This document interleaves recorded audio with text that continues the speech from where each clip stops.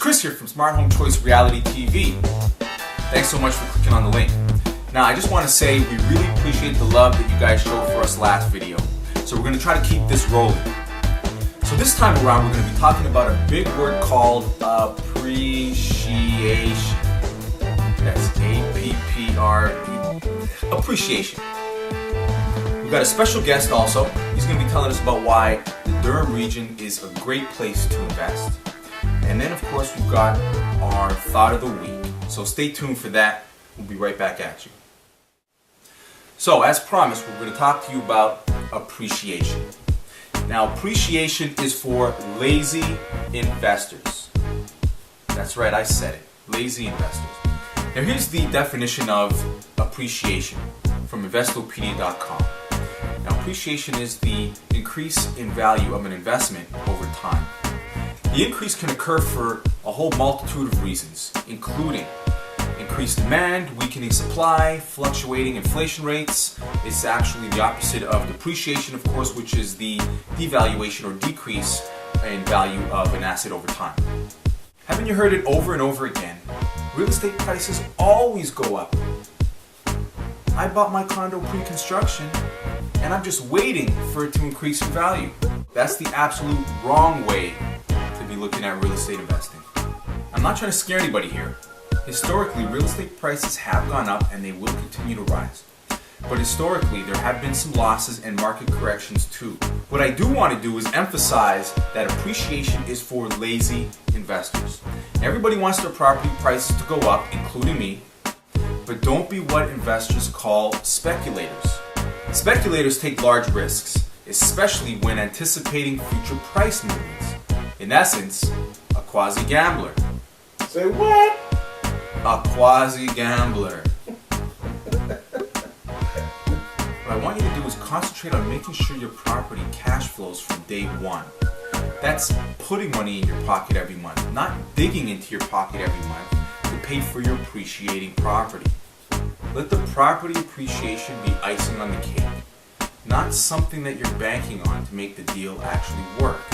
Now you can get money on the deal in many different ways, but two really important ways are mortgage reduction and cash flow.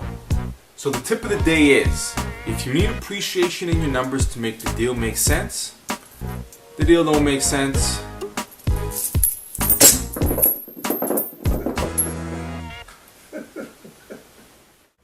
Hey guys, I'm here with Rob Nolan. He's the manager of investment attractions with the region of Durham. He's going to talk to us about why the region of Durham is a great place to invest. So we've got a couple of questions for Rob.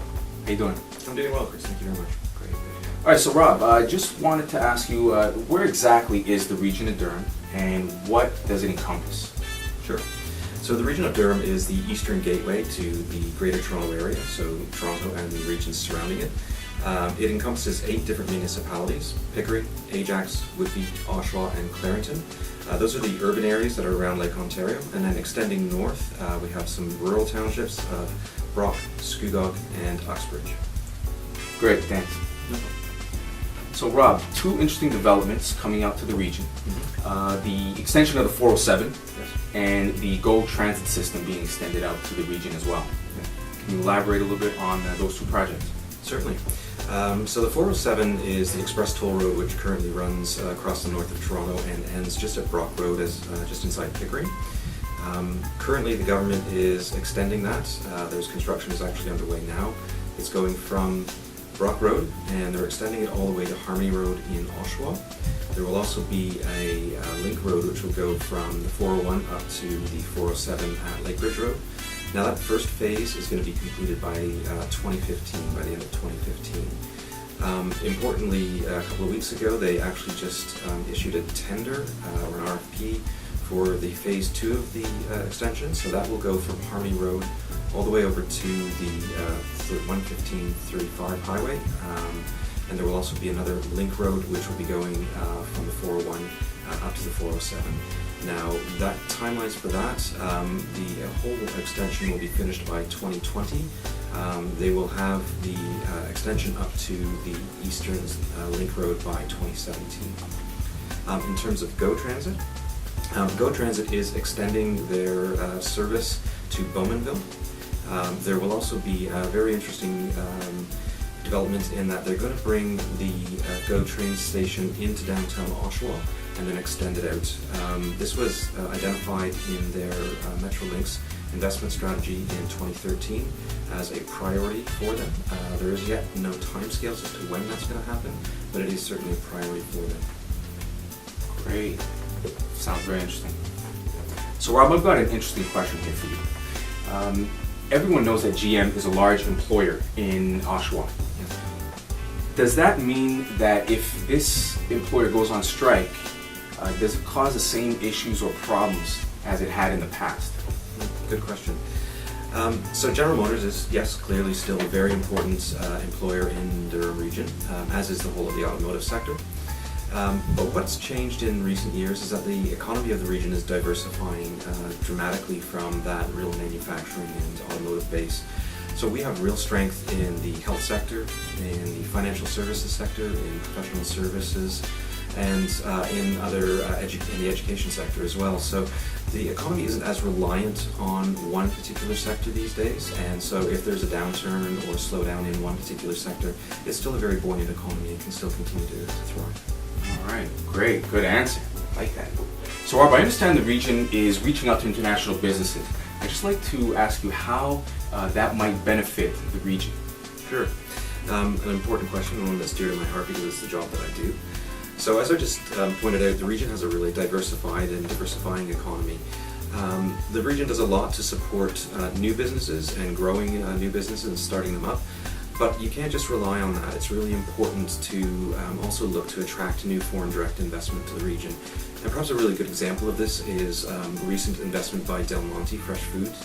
They are opening a facility in Oshawa, about 108,000 square feet, and they're going to be processing fruits and vegetables for the ready-to-eat market.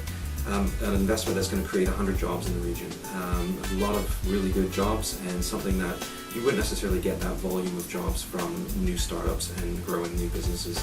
So it's important that we're looking at attracting business as well as helping grow the local businesses. Fantastic, thanks.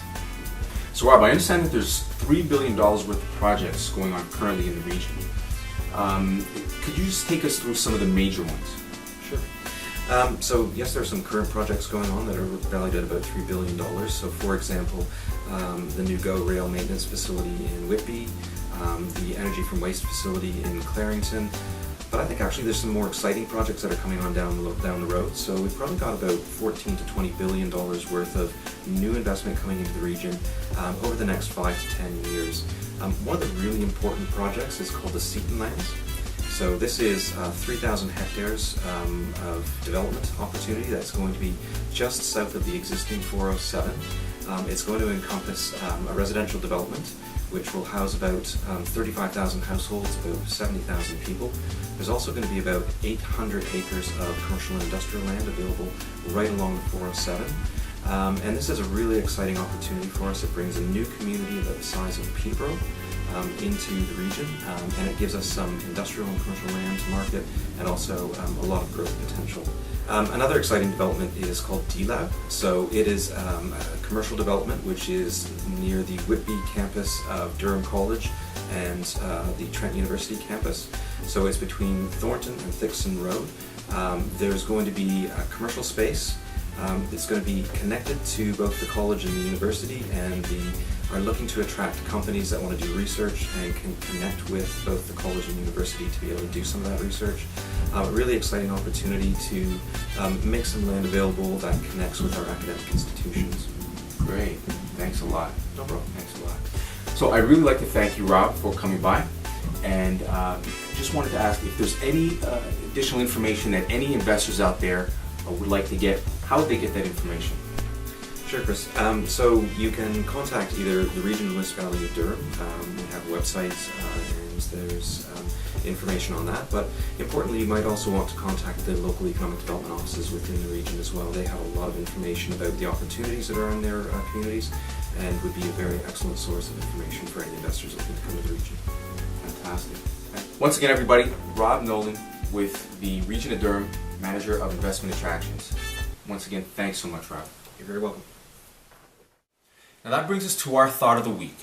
Now our thought of the week is think and Grow Rich.